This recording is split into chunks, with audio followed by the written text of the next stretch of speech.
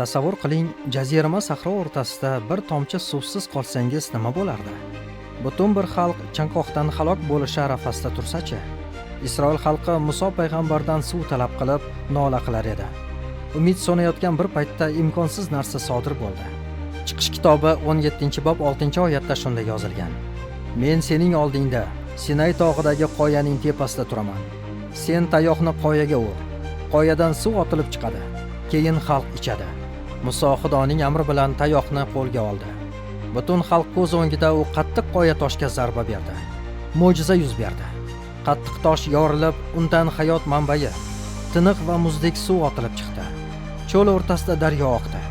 Bu nafaqat suv, balki Xudoning o'z xalqiga bo'lgan cheksiz g'amxo'rligi va qudrati belgisi edi.